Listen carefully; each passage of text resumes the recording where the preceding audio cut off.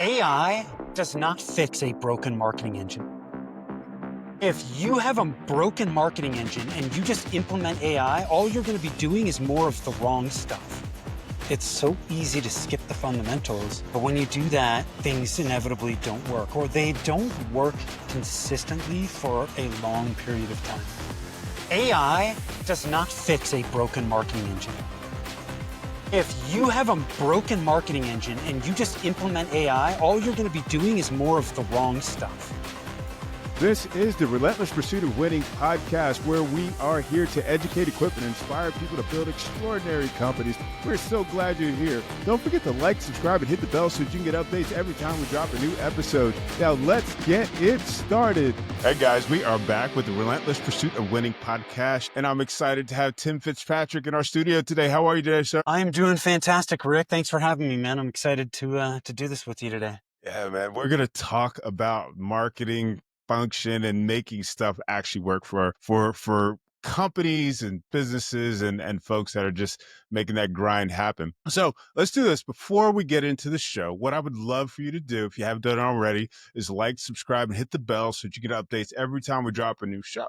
All right. So without further ado, let's get into this. Tim, would you please introduce yourself? Tell us who you are, what you do, and why you do what you do. Absolutely. So again, Tim Fitzpatrick, my company is Rialto Marketing. What I do is I help clients escape the marketing maze by building a marketing engine that allows them to stop guessing and start growing. And we do that by focusing on three key areas of marketing: strategy, which I think of like the fuel; planning's the parts; and leadership is the mechanics, and you've got to have all three of those elements aligned. And when you do, your marketing engine runs smoothly and you're able to accelerate revenue. So in a nutshell, that's what I do. I was born and raised in Northern California.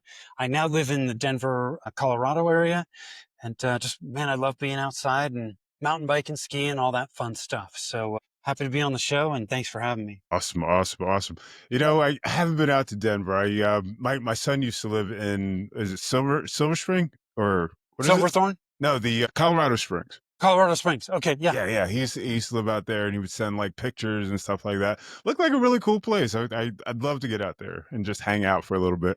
Yeah, it's well, if you like the mountains, Colorado's a great place to be. Awesome. So how did you get into this? I mean, this is a very specific segment. Yeah. What's your Yeah, so I'll try and make a long story short. When I graduated from college, I got involved in wholesale distribution. I worked with my dad for over 10 years, managed the distribution company. We grew the company 60% a year for 9 years, and then we sold it. After that, I stayed on with the company for 3 years, and then I got out of it. I was in residential real estate for a while. I did not like that, Rick. I reached a point where I had that Sunday evening effect where I was like, oh my God, I have to do this all over again tomorrow. No. And, that's just a lousy place to be. And when I was in distribution, I felt like I didn't work because I just loved it. It was like every day was just fun. And so I decided I've got to get out of this. And that's when I decided to transition into marketing. My road in marketing is, so I've been in marketing since about 2013. It took me a while to really figure out what I enjoy doing. But the thing I love about marketing is, one, it's dynamic. It's always changing, but it is such a critical part of a business. Like if you don't have marketing that's generating awareness and bringing in leads that turn into clients, like none of the other stuff matters. You can have the best product or service in the world, but marketing is a critical component on the front end. And so I jumped into it, and I am good at strategy and putting plans together and making sure that those things get implemented. And so that's where I've settled in the marketing space. It's so broad. You can't be great at everything. So I stay in my lane, and I love doing what I'm doing. And what I find is a lot of businesses struggle with marketing because they're just jumping right into the tactics. Yeah. Thinking I need to have a website, or I need to have a podcast, or be on social. And they do all this activity, but it doesn't work. Yeah. And it doesn't work because there's things that have been skipped, missed, things are out of alignment. Yeah. And that's why I focus on what I do. Love it, love it, love it. So let's do this. Let's kind of break this down just a little bit.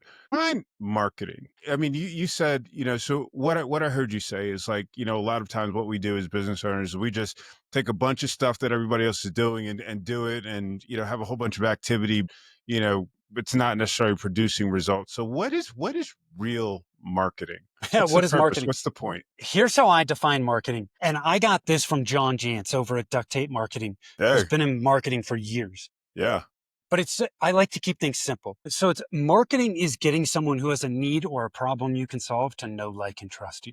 That's it. Getting someone who has a need or a problem you can solve to know, like, and trust you. Marketing builds that awareness and that trust so that when that need or problem you can solve becomes great enough for that prospect to take action, they think of you. They know, like, and trust you already so that they're predisposed to what you do. And then that's where marketing then starts to transition over to sales, yeah, right? So, and the way I look at the know, like, and trust is the first part of the customer journey. okay, And so marketing is that first part of the customer journey. That's all we want people to do, right? So that, like, oh my God, I have a problem. Who the heck am I going to work with? Man, I already know, like, and trust Rick, and I yeah. know that he can solve this problem. I need to reach out to Rick. That's the job of marketing. That's it. Yes, yes. I love that. That's a great definition. I love that. I love that. All right. So the other term you've been using, I think may not be as clear to folks is strategy. It's Yeah. we talk about marketing strategy. I think what happens sometimes is even with a conversation with a potential business, it's like, hey, we want to do a marketing strategy. And Mhm. I think for some folks, there's just like, what is that? Is that going to produce results for me? I'm looking Yeah. for social media, et cetera, et cetera. So break that down for us if you don't mind. Yeah. And this is confusing for a lot of people because strategy and plans and tactics are used a lot of the time just interchangeably, Yeah. and they're different, right? Strategy is the overarching, like, what are we going to do? The tactics are how you're actually going to bring that to fruition. Mm, Right. And so the tactics are the day to day. What actions are we taking day to day, week to week to accomplish our strategy? When I think about marketing strategy, I think about three main things. I think about who's your target market and who are your ideal clients within that market. Everything from a marketing standpoint is driven by that. hmm And if we skip that, everything else is just, it's out of sequence, it's out of alignment. yeah. So you have to know who your ideal clients are. Once you know who your ideal clients are, then you can create a message that is going to attract and engage those people. That's the second element of marketing strategy. And the third is, what are our offers and our services going to be for that market, right? Are those in alignment, and do those things meet their needs? Those are the three primary things that I look at with marketing strategy. That's the fuel hmm for the rest of the engine. If you just jump right into the more tactical things like we need to have a website or we need to be on social, but you don't have those three things in place first, hmm you're just building an engine that has no fuel, Yeah. which is why people do marketing activity and they don't, Right. Right.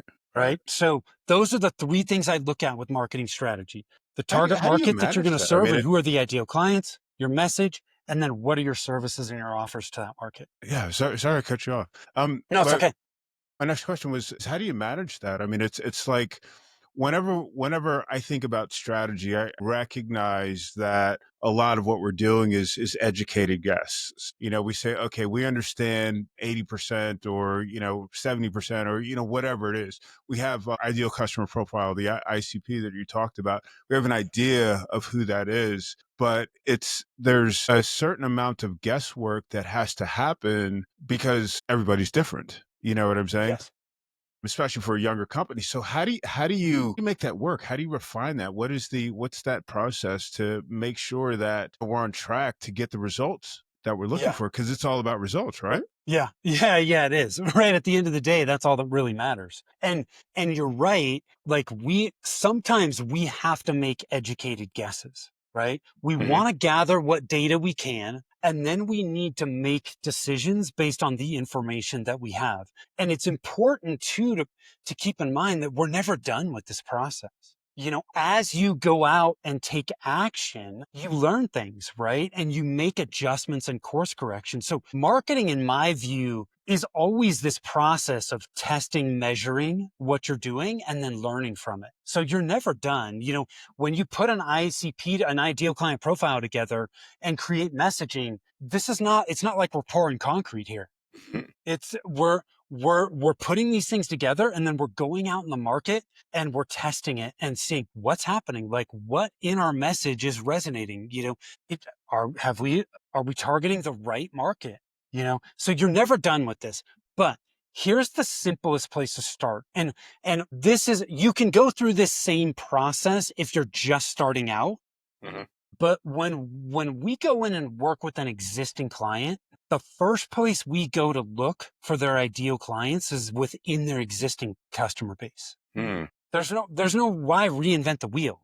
You've Mhm. been working with clients. We need to find the ideal clients that you're already working with. And the way we do that is I call them the 3 power questions. Who do we love working with? Who are our most profitable clients? Mhm. And who are we getting great results for? Why do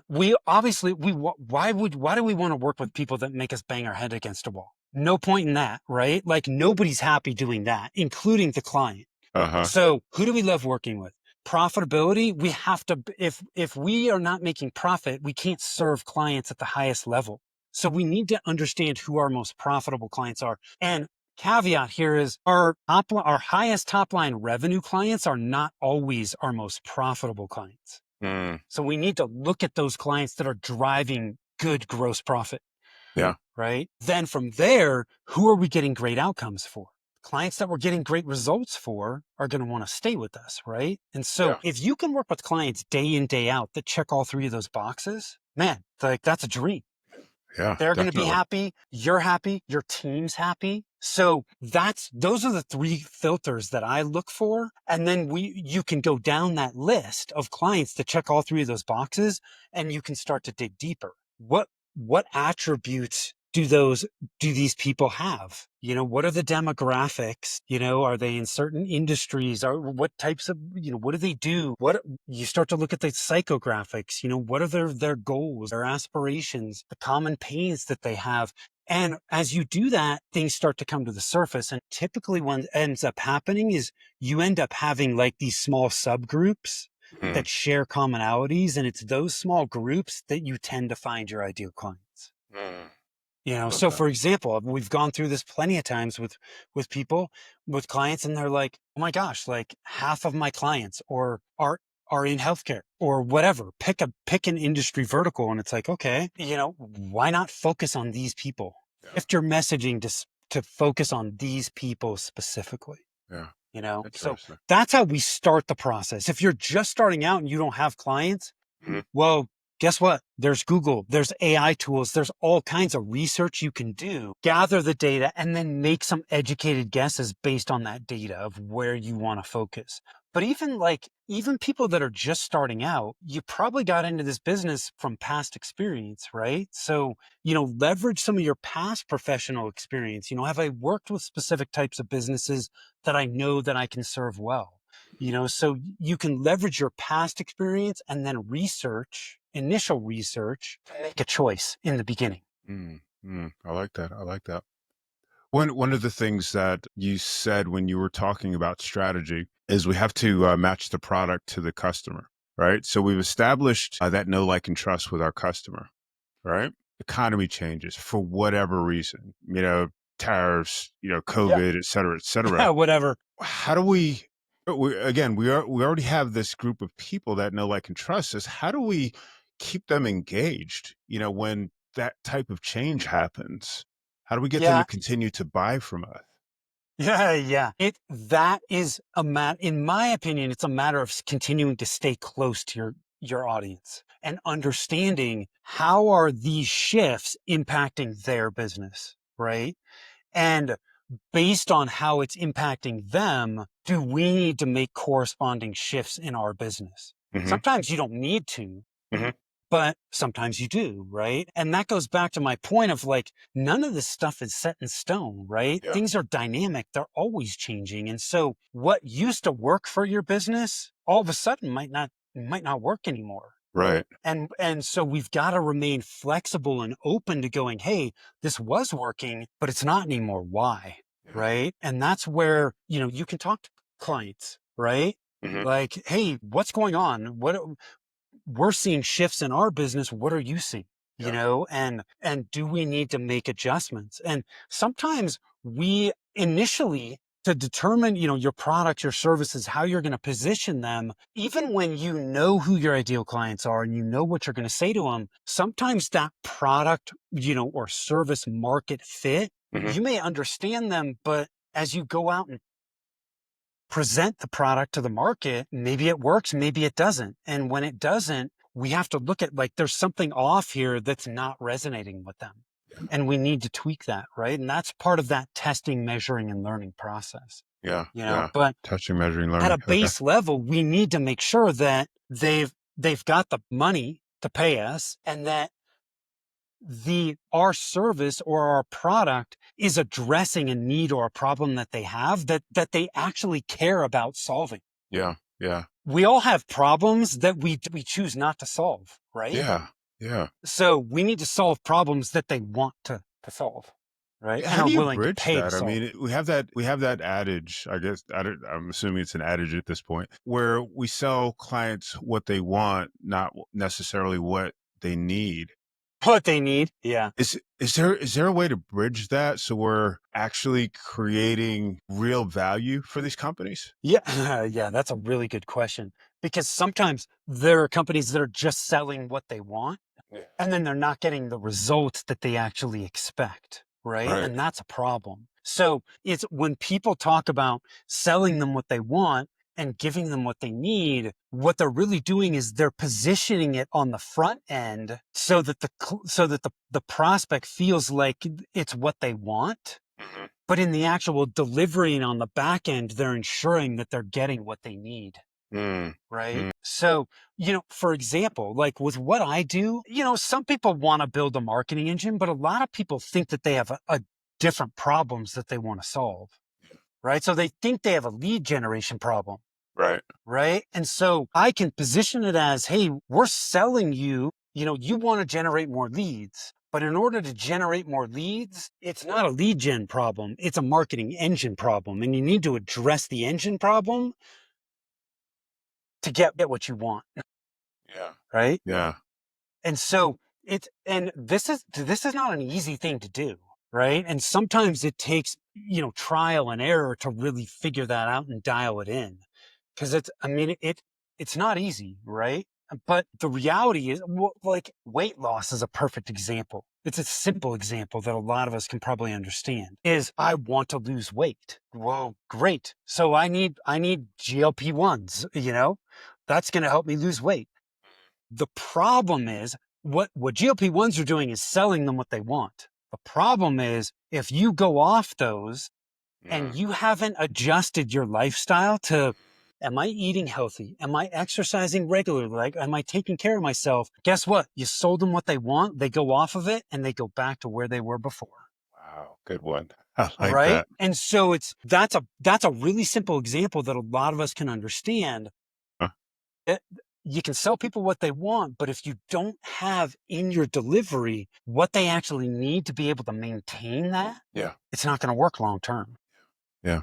Yeah. Yeah. Wow. That's great. That's absolutely fantastic. I love that example, and it's really hits home. How do you address, assuming that you do, that I see sometimes with companies, there's a gap between sales and marketing, where either the communication or the flow or something is just not right. And it's just very, very inefficient. How do you address that? Do you see that problem Yeah. first and foremost? Yeah. Well, yes, that is that is a common problem. How you address it is going to kind of depend on where the gap is. But from an overall standpoint and from a high level, it's really important for us to think of it's not sales or marketing, it's sales and marketing, right? Or Mhm. marketing and sales. Marketing is on the front end to Mhm. get people to know, like, and trust you. And once they do that and they raise their hand and they're interested, then it shifts to sales. Yeah. And so we need to make sure that sales and marketing are in constant communication, because both departments can learn from each other. They're not silos. Yes. They need to be coordinating together. The other thing that's really important where there are common gaps, is messaging gaps. If you do not have a messaging playbook that you're going to use for your company, what often ends up happening is marketing saying one thing, and a lead gets generated and it goes to sales, and then sales is saying something totally different. And then guess what happens? The prospect's like, whoa, wait a minute. Like, I thought you did this, or I thought you solved this problem, and now you're talking to me about something else. Like, what? And guess what? They're confused. Confused people don't buy. Yes. Yes. They put on the brakes. So from an overarching standpoint, we need to make sure that we have a consistent message from sales to marketing, and then from sales to customer service, right? Or customer experience. Yeah. So the message needs to be consistent throughout the entire customer journey. Yeah. So that's one of the big ones. But then also making sure that, again, going back to consistent communication, if we have consistent communication, we tend to be able to head off problems before they actually start. It's where there's not consistent communication and they kind of see, one department's blaming the other, marketing's like, hey, we're generating sales. Like, why aren't you closing? And then sales is like, well, all the lead quality sucks. Like, none of these leads are qualified. Well, like, rather than getting into that, blame game, we need to go, well, where's the issue? Right? Are we not attracting ideal clients? Is there something, because that could be a marketing problem, it could be a sales problem, it could be a little bit of both. Yeah. And so we just need to maintain that open line of communication and work together to address those things, because it's never going to be perfect. But man, there's all kinds of things that marketing can go to sales and go, hey, what's happening in your sales conversations? What kind of things are coming up? What are you hearing? Yeah. Better yet, with all the tools that we have available to us now, sales can be recording all their initial calls, and all of those transcripts can not only go to marketing, but sales. Somebody needs to own that, and somebody can pull all that data out and communicate that back to marketing and sales. Yes. Yes. Here's the common pain points coming up. Here's the common objections. Here's some of the messaging that keeps coming up that we can leverage. There's so much data that we have available now that we can utilize that a lot of people just aren't utilizing. Yeah. Yeah. Yeah. Wow. Wow. So I don't know if that answered your question, but hopefully it at least touched on it, because it is going to be a little bit different for everybody depending on their situation and what problems are coming up. The important thing is sales and marketing need to be in constant communication and on the same page. I love that. I loved in particular the playbook, putting that playbook together so everybody's saying the same thing. And then obviously, since it's a playbook, we're learning and we're adjusting and we're just making sure that messaging is consistent, because I've seen it. Yep. I mean, we've all seen it. We go online, we see something, and then LinkedIn. I love when somebody says, hey, I want to get to know your company, blah, blah, blah. Hey, buy my stuff. Yeah. Come on, man. Yeah. Like, the pitch slap. That's funny. I there was a conversation. I don't remember. I think it was a couple of weeks ago, or it wasn't a conversation. Yeah, somebody in my Slack actually presented the question: is the customer journey dead, or is it something that is just more complex? Do you have an opinion on that? I don't think it's dead. I would be interesting to hear why they thought that. And there's multiple ways to look at the customer journey. If somebody is listening, watching, and just go, Google it, you'll see all kinds of stuff, right? A lot of people look at it as a funnel.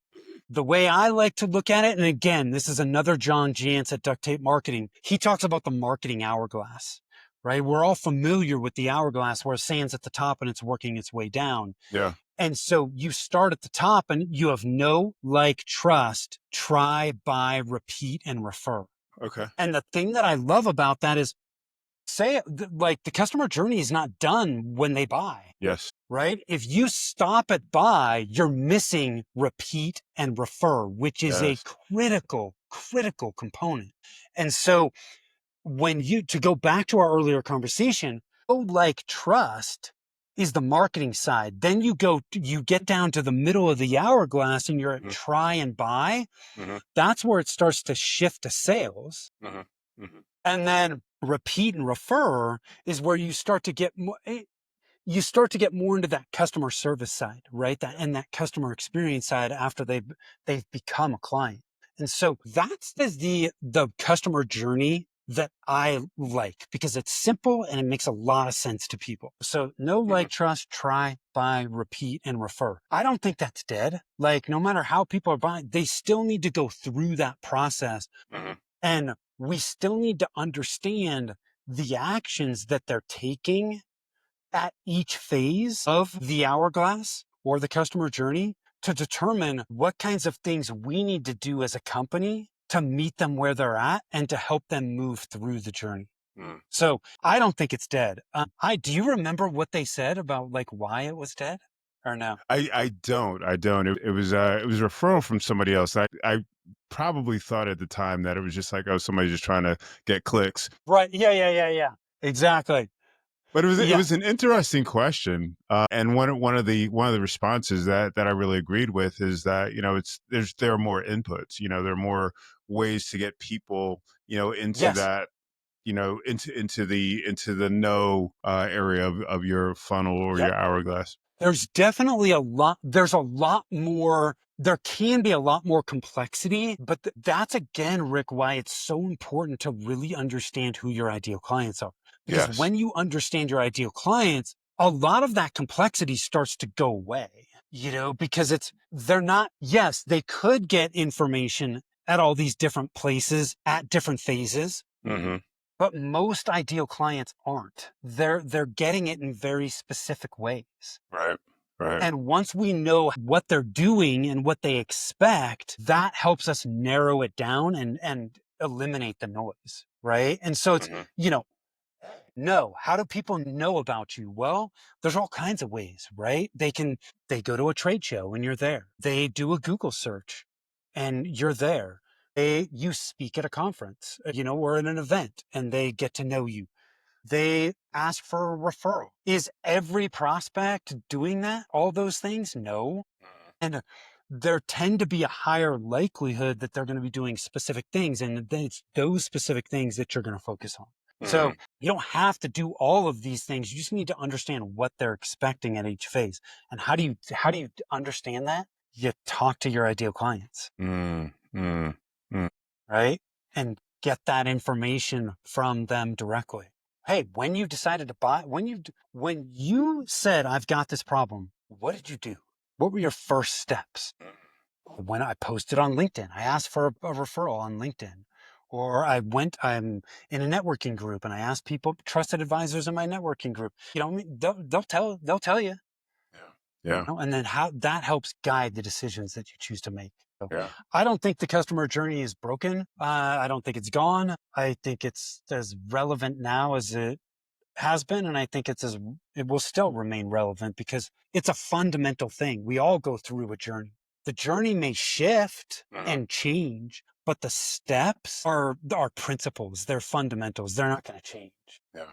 How are companies most effectively getting more business these days? I mean, with, you know, I keep looking at, you know, my industry, you know, as a consultant, or our industry, I should say, as consultants. And, you know, we're seeing, you know, tens of thousands of people, you know, coming from different consultancies and that sort of thing, just inundating the market. We've got you know, corporate folks that are, you know, coming into the market. How do companies really, or individuals at this point, really get get and maintain that visibility so that they are known and they have an opportunity to be liked and trusted?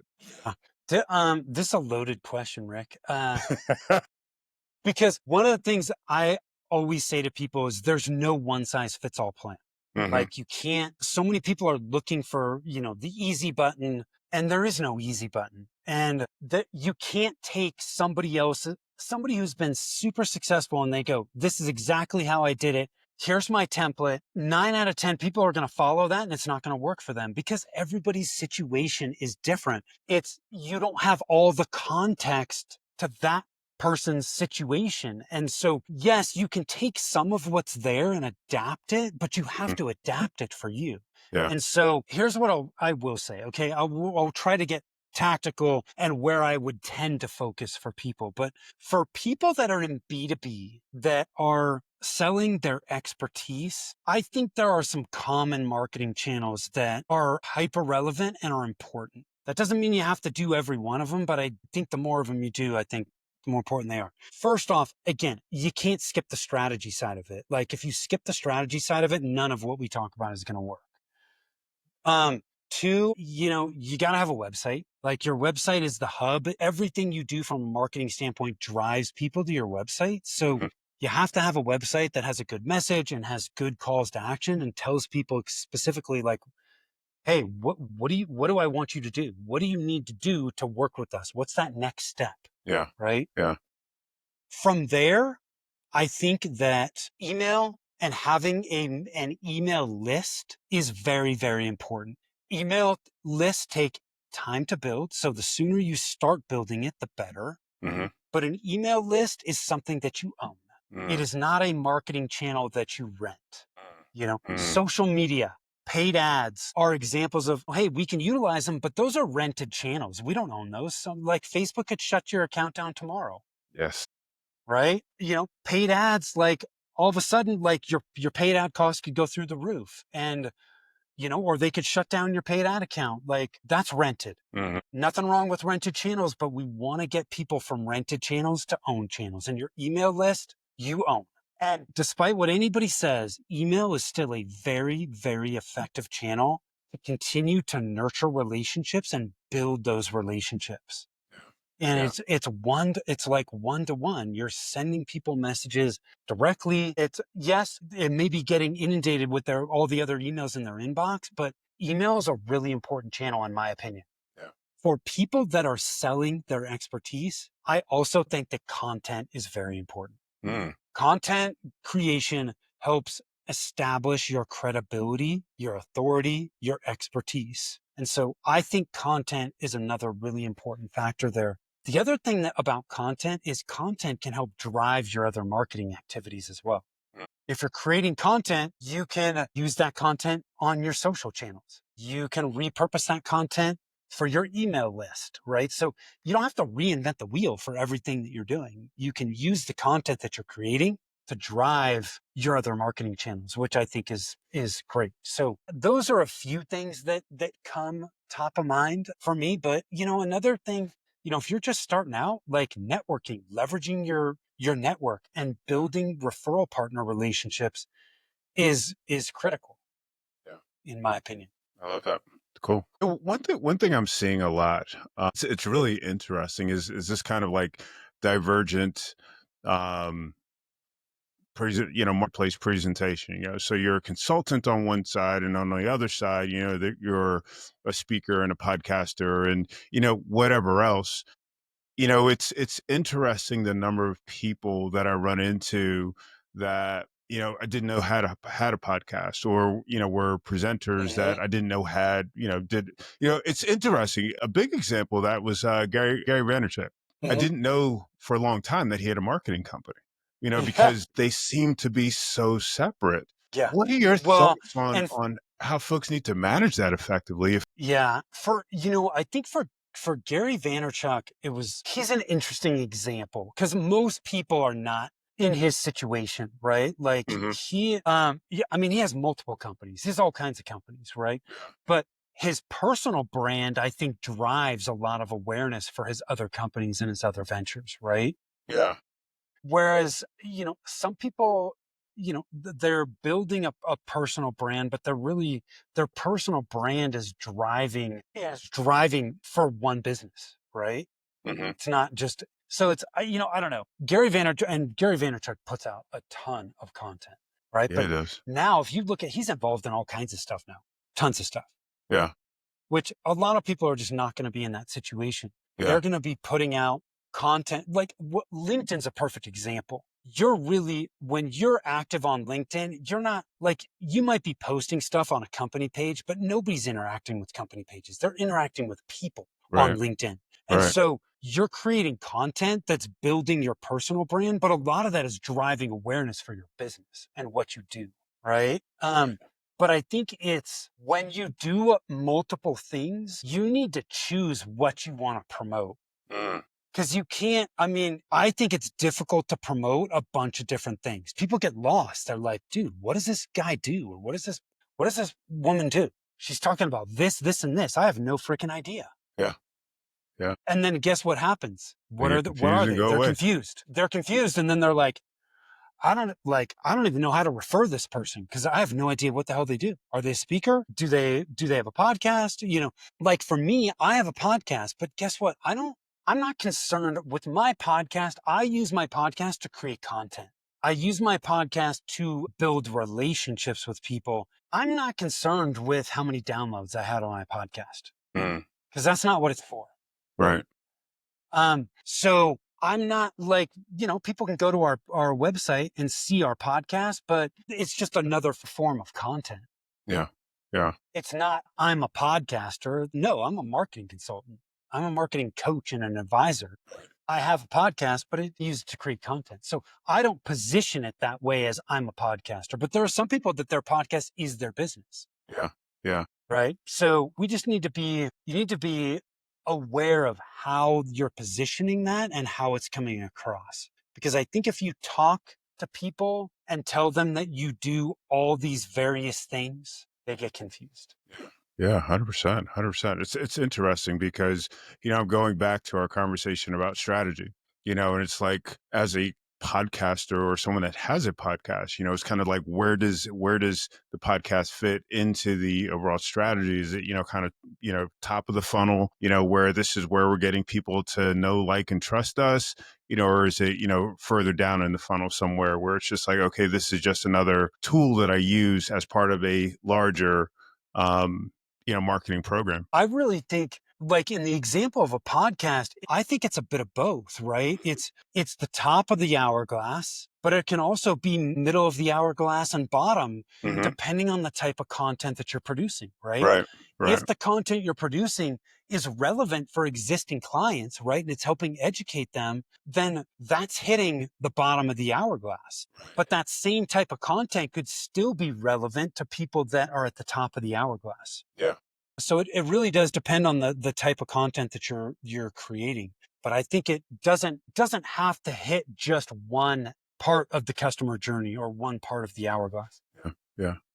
So here's the I guess I don't want to say a loaded question, but a question that is interesting. So I've been presented in the past 3 weeks with a company that will use AI to create all of my social media, another company that can create videos that look like me and sound like me automatically, and there've been companies around for, I don't know how long, that will create blog posts or articles that sound like me.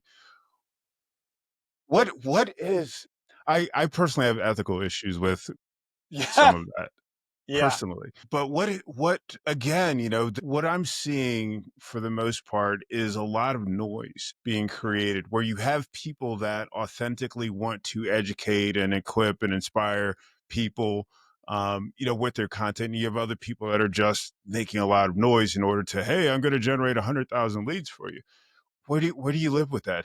What are your thoughts? Yeah, I have multiple thoughts on this. Good. One is, it's such a hype. Look, I use it every day. Okay. I think it's going to be game changing. It's evolving very quickly. So, it's really difficult. I mean, everybody's pontificating about like, what's it going to do? How's it going to impact jobs and all this other stuff? Shoot, we don't know. All we know is where we're at right now. And from a marketing standpoint, AI does not fix a broken marketing engine. Boom. If you have a broken marketing engine and you just implement AI, all you're going to be doing is more of the wrong stuff, right? You're using AI to leverage stuff that's not working. So it's just still not going to work. So from a marketing standpoint, we need to have a marketing engine, a marketing system that is working, and then we can figure out how we can leverage AI within that system. But at its most base level too, like long term, I don't know about you, but like, I don't want to have a sales call with an AI agent, 100%. right? Like, Yeah. there are certain things I might want to interact with that I might not mind interacting with AI, but we're human. Like again, like we want to interact with humans. We want to communicate and have that engagement. And that interaction. And so, can you use AI to automate all this stuff? At some point, probably, but I think that everybody can do that, right? And I think a lot of people, knowing how most people are, right? We're looking for what's easy. What's the easy path? What's the hack? Like the people that are gonna stand out as we continue to go down this path, I think, are the people that take the approach of, hey, I'm going to leverage this, but I'm going to insert that human touch throughout where it makes the most sense, Yeah. right? Yeah. And where it's most appropriate. People don't look, again, like I don't want to have a conversation with an AI sales agent. Yeah. I don't. And some people might say, well, Tim, you're not even going to know the difference. Maybe, maybe not. I don't know. We'll have to see, but you got to have the right system in place before you start to just go, oh my God. And now with AI, I can put out freaking 5 blog posts a week. Well, that's great. Everybody else can do the same damn thing. And if you're just using it to create the content and then you're just copying and pasting and putting it out there, it's like it's garbage in, garbage out. Yeah. Yeah. So you got to know how to leverage the tool and still get quality outputs from it and where it makes the most sense to leverage. So that's a long-winded way of answering your question, I think, but hopefully I touched on a few things to really think about there, because, just because we can do some of these things with AI doesn't mean that it's a good thing for us to do or that we're ready to do it. Yeah. Yeah. Yeah. It was interesting. I used to, there was an art community I used to follow. And so there were a lot of original artists, that were on these platforms, and, they would create, very unique, very beautiful artwork. And it was interesting when, some of these design oriented AI tools came out, and, it- you saw a lot more, I guess, a lot more work. Obviously, you saw a lot more depth in the work, but, you could start to tell that this was not really original work, and we lost. It became, I mean, frankly, in my opinion, it became a horrible platform because, the work just didn't have soul to it, I think, is the best way to say that. It was really a shame. There's a gentleman in AI I spoke to a few weeks ago, and one of the things that he said that I thought was really brilliant is that AI is really an accelerator. Kind of like the difference between a horse and a car. Nobody wanted a car, supposedly, when they first came out, because they're just like, oh, what am I going to do with my horse? But, I was thinking about, interesting. I was thinking about it this morning. It was like when I was a kid, my mother was an English teacher, or major. And so when I was a kid, I would go ask my mother how to say something. How do I write this so it doesn't sound, terrible? Now I do it with, AI. I still put my heart into it. I still make sure it's saying what I want to say and how I want to say it, unless I need somebody to just kind of like temper me down a little bit. No, I'm just kidding. but Yeah. I see it as you said. I mean, it's such a powerful tool. I use it probably every day, and it's really been a great accelerator for me where I'm working on, certain projects. It's like, okay, I need to assemble all of this information, and I can assemble it much, much faster than I ever could have done, manually. Absolutely. I totally agree. It's a huge accelerator. But as it sits now, it's still, you need that strategic thinking involved still, Yeah. right? You still need to question it at times, right? But like it's interesting you bring this up, because I was reading an article last week talking about college students and how, there are professors that are starting to get really concerned because you kind of students, you have two camps of students.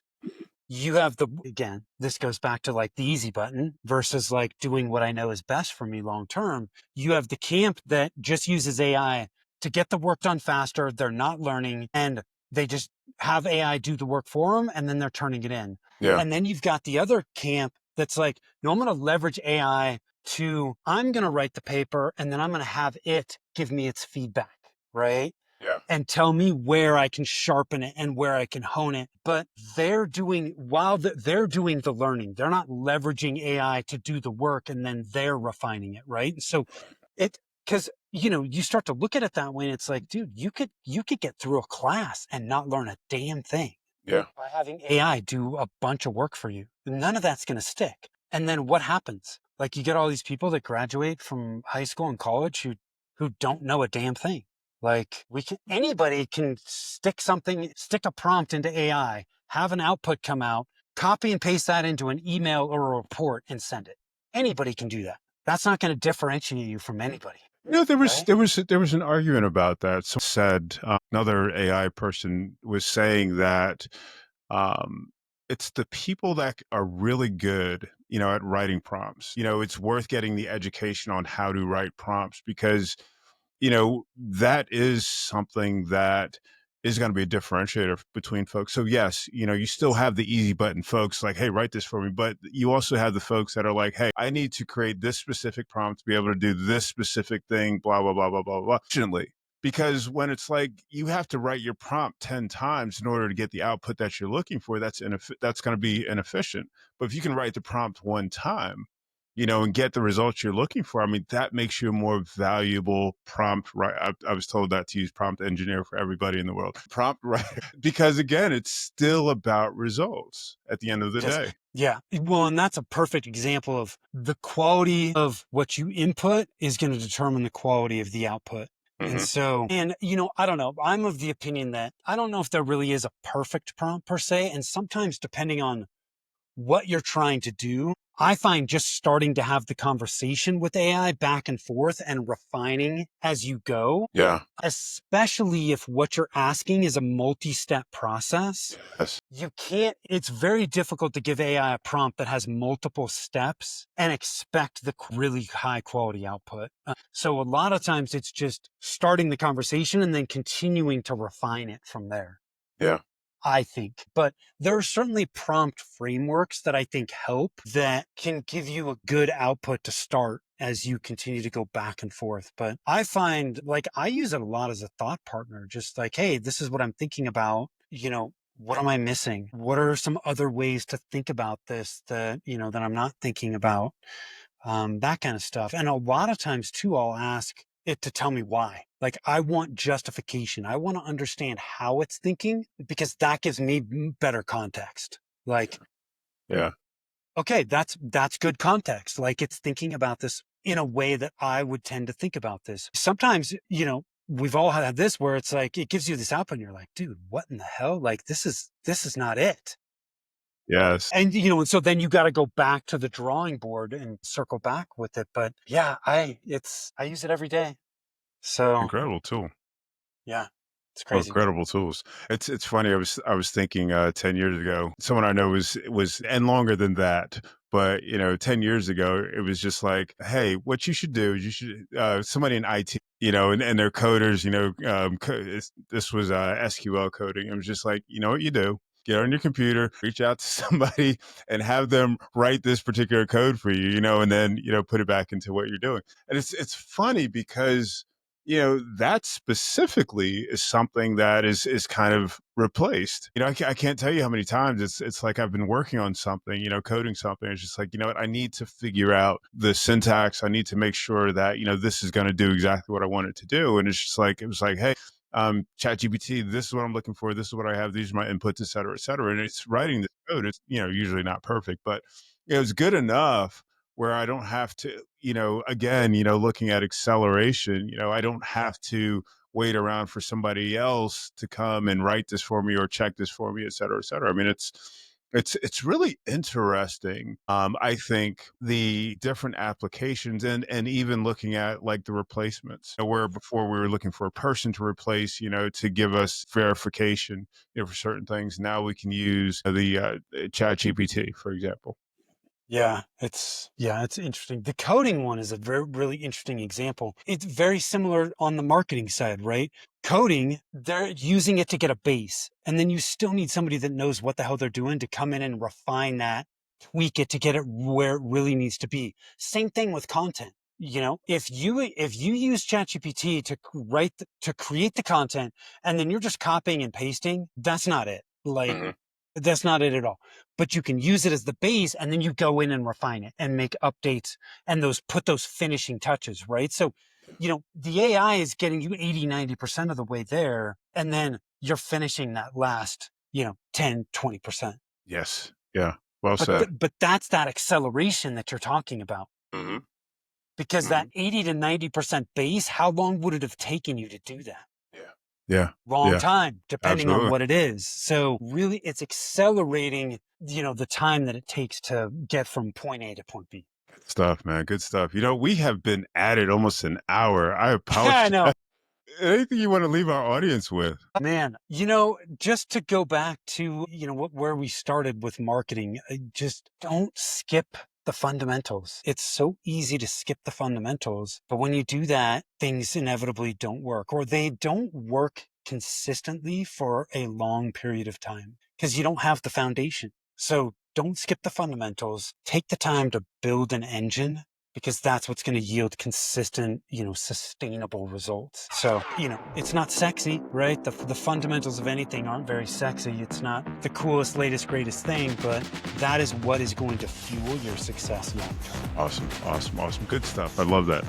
Oh, what I'm going to do is I'm going to put your contact information, that sort of thing, on the show notes. So anybody that wants to learn more about you or Rialto, they can reach out that way. Thank you so much for being on the show. This is fun. This has been great. I really appreciate it. Yeah, appreciate you, Rick. It's been fun, and maybe we'll do it again. Awesome. Folks, thank you for watching or listening to another episode of the Relentless Pursuit of Winning podcast. Keep winning.